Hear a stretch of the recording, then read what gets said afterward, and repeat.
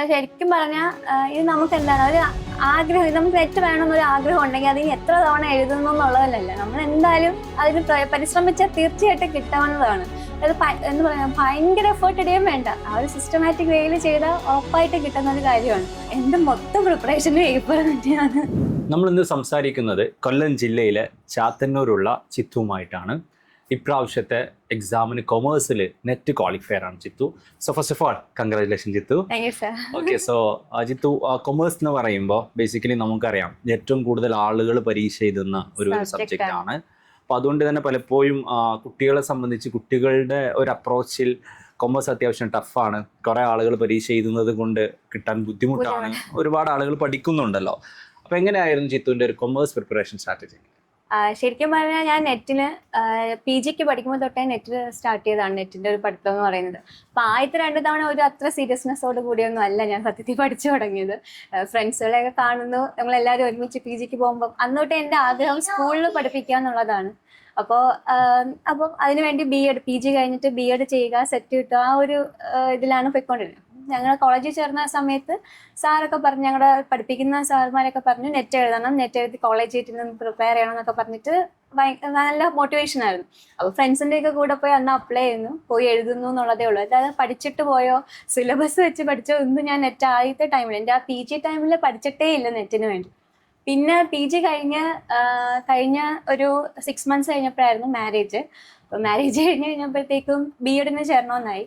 അപ്പോൾ corona time ആയപ്പോഴത്തേക്ക് ആ ഒരു വർഷം, ആ 2020 ആ സമയത്തൊന്നും നെറ്റ് എക്സാം ആ ടൈമിലില്ല. അപ്പം അതിനിടെ ഞാൻ പെട്ടെന്ന് പ്രഗ്നൻ്റ് ആയി. അപ്പോൾ ആ ടൈമിൽ ആ ഒരു സമയത്തും പ്രിപ്പറേഷൻ അത്ര അങ്ങോട്ടതല്ല. അന്നും BEd ആയിരുന്നു ലക്ഷ്യം, BEd പഠിക്കണം എന്നൊക്കെ ആയിരുന്നു അപ്പോഴും ആ ഒരു ടൈമിൽ. അങ്ങനെ പിന്നെ ആ ടൈമിൽ നെറ്റ് എക്സാം എഴുതി. ആ ഒരു വർഷം ഒരു എക്സാമേ ഉണ്ടായിരുന്നുള്ളൂ, 2020 ഒരു കോവിഡായിട്ട് ബന്ധപ്പെട്ട്. അപ്പോൾ ആ എക്സാം എഴുതി കഴിഞ്ഞപ്പോഴാണ് എനിക്ക് തോന്നിയത് നെറ്റ് പഠിക്കണം, സീരിയസ് ആയിട്ട് പഠിക്കണം. കാര്യം ഇത്രയും ദിവസം ഇങ്ങനെ വീട്ടുകാർ തന്നെ പറഞ്ഞു, നീ നിർത്ത്, ഇതായി പഠിക്കുന്നത് അങ്ങ് നിർത്ത്, ഒന്നെങ്കിൽ പഠിച്ചിട്ട് പോയി എഴുതണം, അല്ലെങ്കിൽ നീ ഇങ്ങനെ പോവരുത് എന്ന് പറഞ്ഞു. അപ്പോൾ എനിക്കെന്ന് തോന്നി ശരിയാണ്, നെറ്റിൽ പഠിക്കണം എന്നൊക്കെ. ആ സമയത്താണ് ഞാൻ നിങ്ങൾ കുറേ സെർച്ച് ചെയ്തു ഓൺലൈൻ ക്ലാസ്സസ് എങ്ങനെയാന്നൊക്കെ. അപ്പോഴാണ് എൻ്റെ ഫ്രണ്ട് ദീക്ഷ എന്ന് പറഞ്ഞിട്ടൊരു ക്ലാസ് ഉണ്ട്, നമുക്ക് അവിടെ ജോയിൻ ചെയ്യാമെന്ന് പറഞ്ഞിട്ട് ദീക്ഷയിൽ ജോയിൻ ചെയ്തത്. അതായത് ഇപ്പോൾ നമ്മുടെ ഏപ്രിലിൽ ജോയിൻ ചെയ്യുന്നത്. അപ്പം അതിൽ ജോയിൻ ചെയ്ത് ഡിസംബർ, എനിക്ക് തോന്നുന്നു ഒരു 22nd ആ ടൈമിലായിരുന്നു, 21st തോന്നുന്നു സാറിൻ്റെ ഫസ്റ്റ് ക്ലാസ്, EDയുടെ ക്ലാസ്. അപ്പോഴത്തേക്ക് ആ ക്ലാസ് കഴിഞ്ഞ് പിറ്റേ ദിവസമായിരുന്നു എൻ്റെ ഡെലിവറി.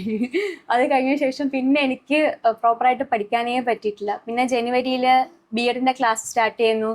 BEdൻ്റെ ക്ലാസ്, പിന്നെ മോള്, ഇതെല്ലാം കൂടെ ഇടയ്ക്ക് അന്ന് മിത്ര മാം വിളിച്ചിട്ട് ഹാപ്പിയാണോ എന്ന് ചോദിക്കുമ്പോൾ എനിക്ക് മാം വിളിക്കുമ്പോൾ ടെൻഷനാണ്. സത്യം പറഞ്ഞു, എനിക്ക് പഠിക്കാൻ പറ്റുന്നില്ലല്ലോ എന്നുള്ള ടെൻഷൻ. അപ്പോൾ ആ സമയത്ത് BEd ആയപ്പോൾ വീട്ടിലെല്ലാവരും പറഞ്ഞു ഏതെങ്കിലും ഒരെണ്ണത്തിൽ കോൺസെൻട്രേറ്റ് ചെയ്യാൻ. ഭയങ്കരമായിട്ട് അങ്ങ് ഇതാവുന്നു, എനിക്ക് എല്ലാം കൂടി ഭയങ്കര പ്രഷറാവുന്നു. പെട്ടെന്ന് BEd ആകുമ്പോൾ പിന്നെ അറിയാമല്ലോ, വർക്കൊക്കെ ഒത്തിരി ഉണ്ട്. അങ്ങനെ പിന്നെ അവിടെ വെച്ച് പിന്നെയും ഡ്രോപ്പ് ചെയ്തു. 2020 ആയപ്പോഴത്തേക്ക് 22nd ആയപ്പോഴത്തേക്കും എനിക്ക് സെറ്റ് കിട്ടി. അപ്പോൾ ആ ടൈമിൽ ഞാൻ എക്സ്റ്റെൻഡ് ചെയ്തിട്ടുണ്ടായിരുന്നു, ആപ്പ് എക്സ്റ്റെൻഡ് ചെയ്ത് അന്നത്തെ ക്ലാസ് ഒക്കെ കാണുന്നുണ്ടായിരുന്നു. അങ്ങനെ ഞാൻ അക്കൗണ്ടിങ്, മാർക്കറ്റിംഗ് അങ്ങനെയുള്ള സബ്ജക്റ്റ് എല്ലാം ഫുൾ കണ്ടു തീർക്കാനും ഒന്നും എനിക്ക് പറ്റിയിട്ടില്ല ഇതിൻ്റെ ഇടയ്ക്കാണ്. പിന്നെ ഇടയ്ക്ക് വെച്ച് ഡ്രോപ്പ് ചെയ്ത് BEd കഴിഞ്ഞപ്പോഴത്തേക്കും എനിക്ക് സ്കൂളിൽ പഠിപ്പിക്കാനായിട്ട് കേട്ടിങ്ങനെ പഠിപ്പിച്ചുകൊണ്ടിരിക്കുക. അപ്പോൾ എനിക്ക് തന്നെ തോന്നി ഇത് ശരിയാവത്തില്ല ഇങ്ങനെ പഠിപ്പിച്ചു കഴിഞ്ഞാൽ. ഞാൻ അപ്പോഴെല്ലാം വരുന്ന എക്സാമുകളെല്ലാം ഞാൻ എഴുതുന്നുണ്ട്, കിട്ടത്തില്ല, അത് പഠിക്കുന്നില്ല. ഞാൻ ഏതെങ്കിലും ഒരു സബ്ജക്റ്റ് പഠിച്ചത് തന്നെ ഒന്നുകൂടി റിവൈസ് ചെയ്ത് പോകും. പിന്നെ ഞാൻ ചെയ്യുന്നതെന്ന് പറഞ്ഞാൽ മാരത്തോൺ ക്ലാസ്സുകളൊക്കെ കാണാറുണ്ട്. പിന്നെ ഒരിടയ്ക്ക് വെച്ചിട്ട് എയ്ഫൻ്റെ തന്നെ യൂട്യൂബിൽ 6 മണിയാകുമ്പോഴത്തേക്കും പേപ്പർ 1ൻ്റെ ഒരു സെക്ഷൻ ഉണ്ടായിരുന്നു. ഞാൻ അത് ഇരുന്ന് എല്ലാം എഴുതി വെക്കുമായിരുന്നു. അങ്ങനെ കുറേ പേപ്പർ 1ൻ്റെ അന്ന് ഞാൻ പേപ്പർ 2 ആയിരുന്നു കോൺസെൻട്രേറ്റ് ചെയ്യുന്നത്. പേപ്പർ 1 കോൺസെൻട്രേറ്റ് ചെയ്യത്തേ ഇല്ലായിരുന്നു. പിന്നെ ആ ക്ലാസ്സുകളൊക്കെ കണ്ടിട്ടാണ് ഞാൻ അതെല്ലാം എഴുതി വെച്ചു. പിന്നെ എനിക്ക് എൻവയോൺമെൻറ്റ് നല്ല പാടുള്ളൊരു സബ്ജക്റ്റാണ്. അപ്പോൾ അതിൻ്റെയും കുറേ സാറിൻ്റെ നോട്ട്സുകൾ, ആ വീഡിയോ ഒക്കെ കണ്ട്, പിന്നെ ലോജിക്കൽ റീസണിങ് എനിക്ക് ഒട്ടും അറിയത്തില്ലായിരുന്നു. അതുപോലെ തന്നെ ഇങ്ങനെ ക്ലാസ് ഒക്കെ കണ്ട് കുറച്ചൊക്കെ അങ്ങൊക്കെ എഴുതി വെച്ചു. ഇപ്പം നമ്പർ സിസ്റ്റം അങ്ങനെ തന്നെ ചെയ്തുകൊണ്ടിരുന്നത്. അപ്പോൾ എക്സാം വരുമ്പോൾ ഇതെല്ലാം ഒന്നുകൂടി റിവൈസ് ചെയ്യത്തേ ഉള്ളൂ. അങ്ങനെ പോയപ്പോൾ എനിക്ക് തന്നെ ഒരു മടുപ്പ് തോന്നുന്നു, ഇങ്ങനെ ശരിയാവത്തില്ല, അപ്ലൈ ചെയ്യുന്നു കിട്ടുന്നില്ല. കാരണം എനിക്ക് തന്നെ അറിയാം എക്സാം കഴിയുമ്പോൾ കിട്ടത്തില്ല എന്ന്. പിന്നെ ഞാൻ 2023 ആയപ്പോഴാണ് ഇതിനെപ്പറ്റി കുറച്ചും കൂടി സീരിയസ് ആയിട്ട് ഇത് സ്റ്റാർട്ട് ചെയ്യണമെന്ന് പറഞ്ഞു. ഞാൻ തന്നെ പഠിച്ചു.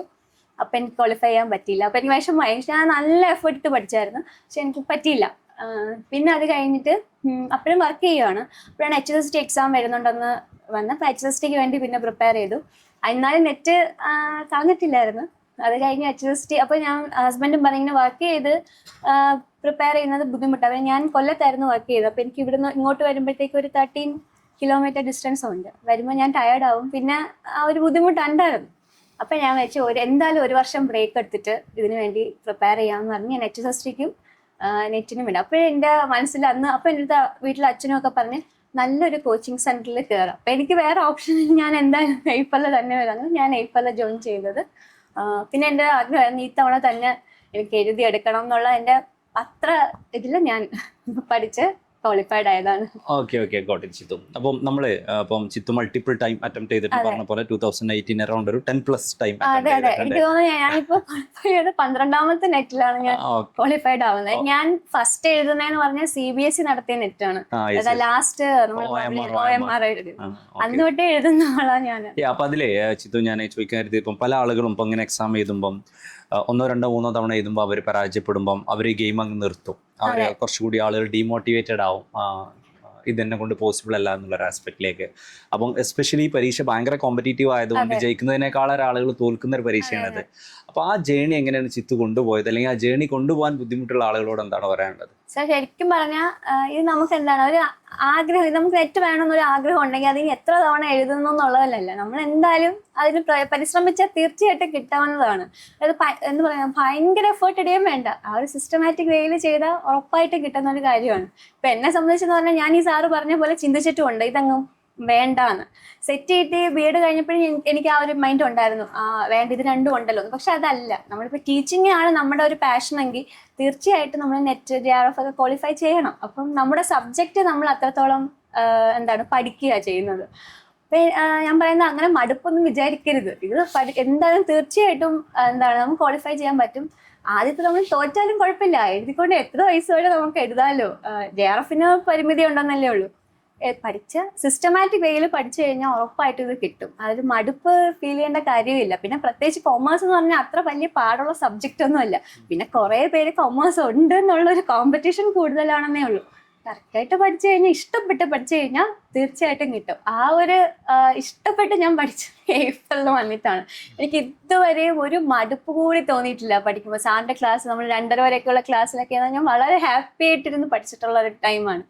സത്യം അങ്ങനെ ആയിരുന്നു. എനിക്ക് ഞാൻ വളരെ സന്തോഷത്തോടെ പഠിച്ച് എനിക്ക് എക്സാം കഴിഞ്ഞപ്പോഴും ഞാൻ എൻ്റെ ഫ്രണ്ട് ഉണ്ടായിരുന്നു സിത്തു, ഞങ്ങൾ എയ്ഫൽ തന്നെ ഉള്ളതാണ്. ഞങ്ങൾ കമ്പൈൻ സ്റ്റഡി ചെയ്തെങ്കിൽ രാത്രി വരെയൊക്കെ ഇരുന്ന് 4 മണി വരെയൊക്കെ ഇരുന്ന് ഞങ്ങൾ പഠിച്ചിട്ടുണ്ട് ആ ടൈമിൽ.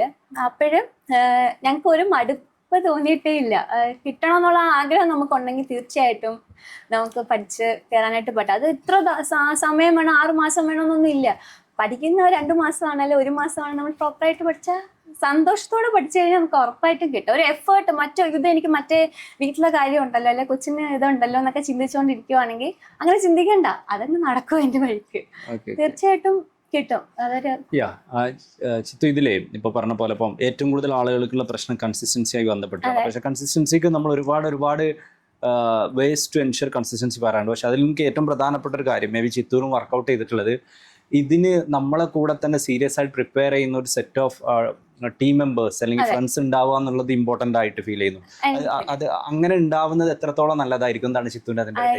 എൻ്റെ ഒരു പേഴ്സണൽ ഒപ്പീനിയൻ വെച്ചിട്ട് അങ്ങനെ ഒരു പാർട്ട്ണർ, നല്ലൊരു പാർട്ട്ണർ പഠിക്കാൻ നമുക്ക് പറ്റും. നമ്മളെ കൂടെ ചിലപ്പോൾ ഒരാൾ ഡൗൺ ആണ് അങ്ങനെയല്ല, നമ്മളെ പോലെ തന്നെ പഠിക്കാനും നമുക്ക് അങ്ങോട്ടും ഇങ്ങോട്ടും ഡൗട്ടുകൾ ക്ലിയർ ചെയ്യാൻ പറ്റുന്ന ഒരാൾ നമ്മുടെ കൂടെ ഉണ്ടെങ്കിൽ അത് ബെസ്റ്റ് വേ. ഞാൻ ഒറ്റയ്ക്ക് പഠിക്കുന്ന ഒരാളല്ല. ഞാൻ HST പഠിച്ചാലും എൻ്റെ എല്ലാ പഠിത്തത്തിലും ഞാൻ കമ്പൈൻ സ്റ്റഡി ചെയ്ത് പഠിക്കുന്ന ഒരാളാണ്. അപ്പം എനിക്ക് അതിലാണ് ഇഷ്ടം. ഒരാൾക്ക് പറഞ്ഞു കൊടുത്ത് പഠിക്കുന്നതാണ് ഞാൻ ഇഷ്ടപ്പെട്ടത്. അതായത് കാണാതെ പഠിക്കുന്നതിനെക്കാട്ടി കൂടുതൽ മറ്റൊരാൾക്ക് പറഞ്ഞ് അവരുടെ അടുത്ത് നിന്ന് കേട്ട് പഠിക്കുന്നതാണ് എനിക്കിഷ്ടം. അപ്പം അങ്ങനെ കമ്പൈൻ സ്റ്റഡി ചെയ്ത് പഠിക്കുന്നത് എനിക്ക് ഒത്തിരി കുറെ ഉപകാരപ്പെട്ടിട്ടുണ്ട് കമ്പൈൻ സ്റ്റഡി ചെയ്ത് പഠിക്കുന്നത്. അപ്പൊ ഒരു കമ്പൈൻ സ്റ്റഡിക്ക് ടീമിനെ കണ്ടെത്തുന്നത് ലൈഫിൽ എത്രത്തോളം ഹെൽപ്ഫുൾ ആയിരുന്നു?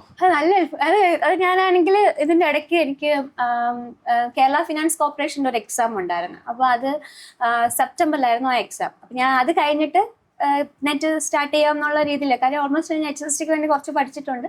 പിന്നെ അത് കഴിഞ്ഞ് ഇതിനും പഠിച്ചു, എന്നിട്ട് നെറ്റ് സ്റ്റാർട്ട് ചെയ്യാമെന്നുള്ള രീതിയിൽ. അപ്പോൾ ആ സമയത്താണെങ്കിൽ നമ്മുടെ ആപ്പിൽ ഇങ്ങനെ നമ്മൾ പ്രോഗ്രസ് ഉണ്ടല്ലോ, ഞാൻ ഒട്ടും പ്രോഗ്രസ്സില്ല, എനിക്ക് 0യും 1ഉം ഒക്കെയാണ് കിടക്കുന്നത്, ഒന്നും കണ്ടു തുടങ്ങിയിട്ടില്ല.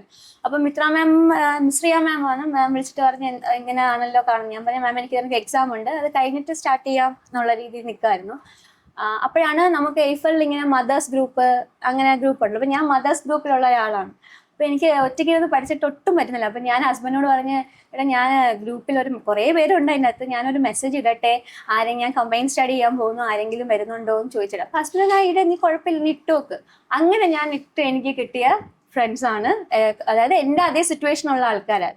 ഇപ്പം മദേഴ്സ് ഗ്രൂപ്പിലാകുമ്പോൾ എന്തായാലും കുട്ടികളുണ്ട്, വീട്ടിൽ ഹസ്ബൻഡിൻ്റെ വീട്ടു ജോലി അങ്ങനെയുള്ളവരാണല്ലോ.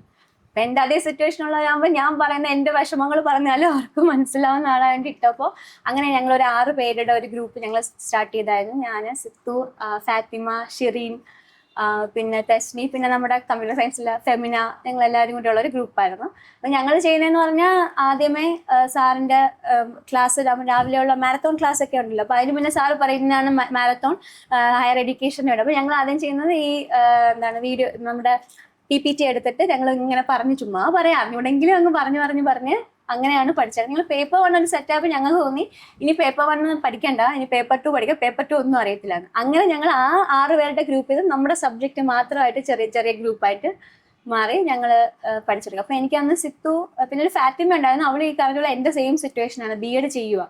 അപ്പോൾ അവൾക്ക് അതിൻ്റെ ബുദ്ധിമുട്ടാണ്. ഞാൻ പറഞ്ഞു, നീ B.Ed ചെയ്യുമ്പോൾ നമുക്കറിയാം, പക്ഷെ നീ എന്നാലും ഇച്ചിരി സമയം കണ്ടെത്തി പഠിക്കണം, എക്സാം എഴുതാതെ ഇരിക്കരുത് എന്ന് പറഞ്ഞിട്ട് പഠിച്ച് ഞങ്ങൾ രണ്ടുപേരും. എന്നിട്ട് ആൻസർക്ക് വന്ന സമയത്ത് സിത്തുവിന് ഭയങ്കര വിഷമമായിരുന്നു, എനിക്ക് മാർക്ക് ഇത്രയേ ഉള്ളൂ. എനിക്ക് 186 ഉണ്ടായിരുന്നു, അവർക്ക് 168 ആണ്. അപ്പോൾ കിട്ടുമെന്ന്. അപ്പോൾ എനിക്ക് അതിൽ പ്രോമിസ് ഇല്ല, നമ്മൾ ഉറപ്പില്ല ഇത് കിട്ടുമെന്നുള്ളത്. എനിക്ക് 186 തന്നെയാണെങ്കിൽ എനിക്ക് ടെൻഷനാണ്, കിട്ടുമോ എന്നുള്ളൊരു പേടിയാണ്. പക്ഷെ അന്ന് റിസൾട്ട് വന്ന സമയത്ത് എനിക്ക് ഏറ്റവും കൂടുതൽ സന്തോഷം 166 ആയിരുന്നു. അപ്പോൾ എൻ്റെ സന്തോഷം ഒപ്പം കിട്ടിയല്ലോ എന്നുള്ളൊരു ഹാപ്പിനെസ് ആയിരുന്നു. അപ്പോൾ എയ്ഫറിന് നല്ല കാര്യം, ഞാൻ ആ കുട്ടികളെ കണ്ടെത്തുന്നത് എയ്ഫറിലെ മദേഴ്സ് ഗ്രൂപ്പിൽ നിന്നാണ്. എൻ്റെ അതേ സിറ്റുവേഷനുള്ളവരെ കിട്ടിയത് അവിടെ നിന്നാണ്.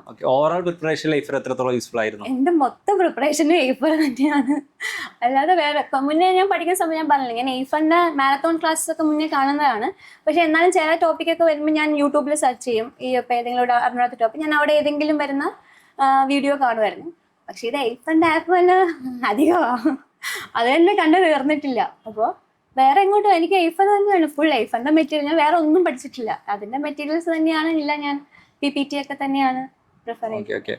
ആസ് എ ഫൈനൽ ക്വസ്റ്റ്യൻ, ഈ എക്സാം എഴുതിക്കൊണ്ടിരിക്കുന്ന അല്ലെങ്കിൽ ഇങ്ങനെ ഡിഫറെൻ്റ് ആയിട്ട് മൾട്ടിപ്പിൾ ടൈം ക്വാളിഫൈ ചെയ്യാൻ സാധിക്കാതെ കണ്ടിന്യൂ ചെയ്യുന്ന അമ്മമാരായിട്ടുള്ള ഇവരോടൊക്കെ ആയിട്ട് അവസാനമായിട്ട് അമ്മമാരായിട്ടുള്ളവരായിട്ട് ഞാൻ പറഞ്ഞില്ലേ, നമുക്ക് ഈ പ്രശ്നങ്ങളൊക്കെ ഉണ്ട്, കുട്ടികൾ ഉണ്ട്, വീട്ടിൽ ജോലി എല്ലാം ഉണ്ട്, ചിലപ്പോൾ വർക്ക് ചെയ്യുന്നവരുണ്ടായിരിക്കും. ഇതിലെല്ലാം ഞാൻ കടന്നുപോയ ഒരാളാണ്.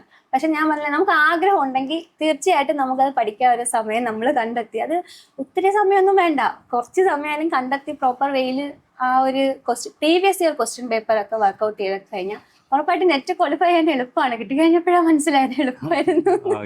Okay Chithu, once again congratulations. Thank U.